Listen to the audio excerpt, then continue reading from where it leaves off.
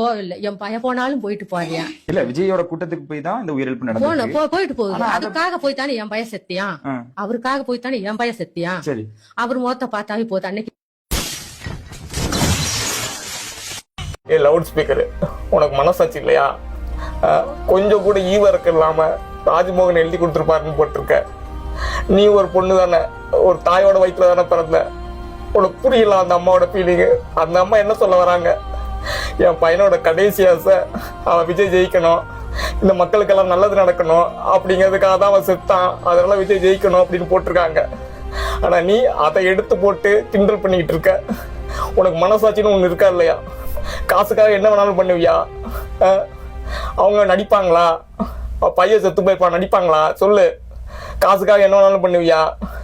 உனக்கு அப்படி என்ன காசு கொடுத்துருவாங்க சொல்லு. எத்தனை கோடி வேணும்னு சொல்லு. நாங்களாம் ஆளுக்கு ₹1 போட்டாலே உனக்கு வந்துடும். எவ்வளவு வேணும் சொல்லு. இப்படியெல்லாம் அரசியல் பண்ணி தான் எங்களை நீங்க ஜெயிக்கணுமா? இவ்வளவு கேவலமான அரசியல். மனசாட்சின்னு ஒண்ணு இருக்கா இல்லையா உனக்கு? சொல்லு. என்ன நினைச்சு அந்த கட்சிக்கு போனானோ, பிறந்ததுல இருந்து என் பையன் அந்த கட்சியாவே நினைச்சா பூத்துலயும் உட்காருவியான். என் பையன் நினைச்சது நிறைவேற வேணும். அதுதான் எங்களுக்கு ஆசை. என்ன நிறைவேறணும்னு நினைக்கிறீங்க? தலைவருக்கு வர வேணும். யாருங்க? விஜய் வர வேணும். கோவம் இல்லைங்களா உங்களுக்கு? எங்க கோவம் இல்ல. என் பையன் போனாலும் போயிட்டு போறியா? எனக்கு பையன் மாதிரி என் பயலாட்டமே இருக்கிறாரு. என் பையன் இருந்தா போதும். இல்ல விஜயோட கூட்டத்துக்கு போய் தான் இந்த உயிரிழப்பு நடந்துச்சு. போயிட்டு போகுது. அதுக்காக போய் தானே என் பையன் செத்தியான்.